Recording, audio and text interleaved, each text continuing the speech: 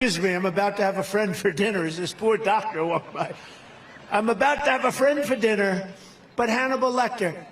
Congratulations, the late, great Hannibal Lecter. The late, great Hannibal Lecter, a wonderful man. That was Donald Trump back on the campaign trail, saying that for some reason. Meanwhile, President Biden was at a private fundraiser in Seattle over the weekend where he called out Trump. This is what he said, quote, "Something snapped in him. He's not only obsessed with losing in 2020, he is clearly unhinged," end quote. Diaper Don is becoming as unhinged as his supporters. Clearly, his brain is taking as much of a beating as his bowels, because the guy continues to go even further off the rails, whether it's lying about the size of his crowd again and thinking he can win New Jersey, Which is generally a Democrat state. I think we're probably leading in New Jersey. We had a rally, over 100,000 people this weekend. A lot of the mainstream media didn't want to say how many people, they didn't want to cover. to praising Hannibal Lecter, which is the type of insanity you would expect from a Bond villain, not a former president. But those weren't even the weirdest things to happen involving Trump and his supporters this weekend. Because here you'll see Trump bring up Hall of Fame linebacker and registered sex offender Lawrence Taylor to show his support for his also sex offender buddy. I just want to say I grew up a Democrat, and I've always been a Democrat until I met this man right here. I'll tell you what, he will not have to worry about nobody in my family ever vote for a Democrat again, okay? Classic with the ivermectin product placement right there. And you know what they say, if one thing will convert you into a MAGA Republican, it's being found liable for sexual abuse. Now maybe that's not the most surprising thing, right? Here we have USA Today reporting on the event and saying, Hall of Famer Lawrence Taylor and former President Donald Trump are two peas in a pod. Of all the bingo cards in all of the bingo carded universes, none of them had Lawrence Taylor showing up at a campaign rally for Donald Trump.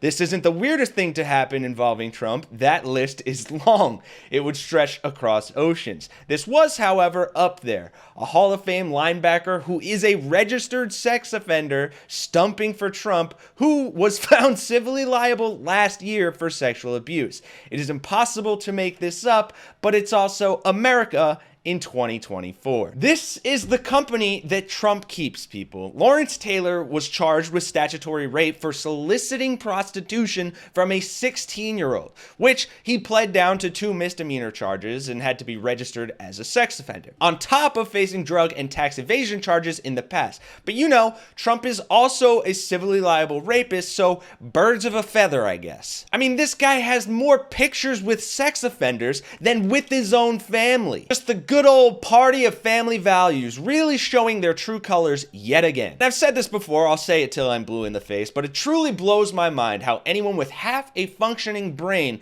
that claims to have a moral compass can seriously get behind this guy. He's a fraudster, an abuser, and he doesn't give a damn about his own family. Michael Cohen said that, quote, Donald Trump wasn't even thinking about Melania. This was all about his campaign. And then he raised Melania to Donald Trump, and Trump said, don't worry, how long do you think I'll be on the market for? Not long. Trump was essentially arguing that if Melania Trump was upset enough over this to leave him, that it wouldn't be a problem for him. He'd find a fourth wife or fourth girlfriend. That's what it seems to be insinuating there. That's how I read that.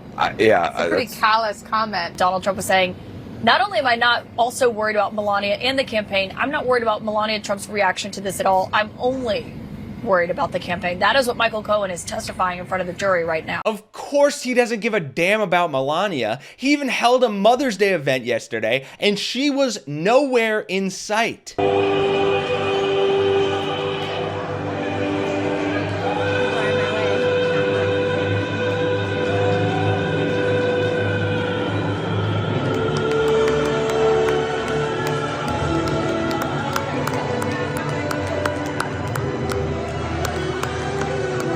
I guess Donnie had other priorities that day, just like he did with Stormy. But here's the most infuriating part and the heart of the issue here. No matter how many heinous things this guy does or how many lawsuits he loses, you just cannot seem to get that through the thick skulls of his supporters. Because even when presented with the facts, they simply cannot handle them. I'm done.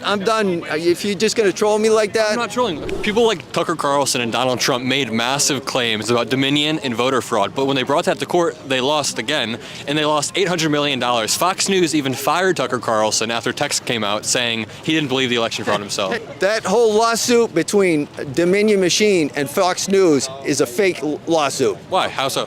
How so? Who's behind Dominion Machine? George Soros, globalist. Who owns Fox News? Rupert Murdoch, another globalist. Weaponized DOJ, FBI, CIA against President Trump with zero evidence, zero convictions, because they're even manufacturing crimes against, they're manufacturing, they're trying to make up evidence. So, okay? When it comes to the 91 indictments, right? When it comes to the 90... All fake. I genuinely can't tell anymore how much of this is pure stupidity and how much is actual brainwashing. They can't accept the truth. They can't accept election results. They can't even accept that they are being grifted out of their money to simply pay for the legal fees that this guy doesn't even think are real. It's that kind of detachment from reality that is so hard to fight because it is a disease. What would you like Donald Trump to do if he's reelected? Get all the swamp out, How's he going to do that? drain them. I want him to clean house. Get rid of the FBI for one thing. They're a bunch of crooks. The news isn't going to tell us the truth. They're just not going to. But it'll come out. I'm hoping for John Durham and some other. John Durham, though, didn't come up with anything in his prosecution. Well, that's what the news tells you. So you think that John Durham secretly has indictments and charges that he's bringing? So why would he come up with a report? Now you catch So when John Durham says that there's no indictments other than that one guy who lied to the FBI, but there's nothing else, that's just a ruse? That's just... It's just a deflection. And I wish I had the time or the mental capacity to unpack all of that blatant stupidity, but I don't, and I understand how frustrating that is to watch and listen to. The fact that people can think like that really makes you wonder about our education system and our society as a whole. But I do have a tiny modicum of solace and catharsis to end this on for you all, and thankfully, it's in the form of another brilliant ad that takes aim at Trump supporters and says all the things we wish they could comprehend. Ever feel like a loser? A sucker? Someone who got played? You should, because if you still support Trump, that's what you are. You got played by this guy. All his promises, come on, they're as real as his hair. He never built the wall. He never did the trade deals. He was never going to. It was all a show, a con game. He said you'd get tired of winning, but you're just tired. Tired of giving him money to pay for his lawyers. Tired of watching him embarrass you. Tired of his lies, his lawsuits, his trouble. Tired of defending a man who doesn't deserve your support. You know he won't change. You know he's the architect of all his problems. But he thinks you're gullible, that you can't figure him out. If you keep supporting him, you're proving him right.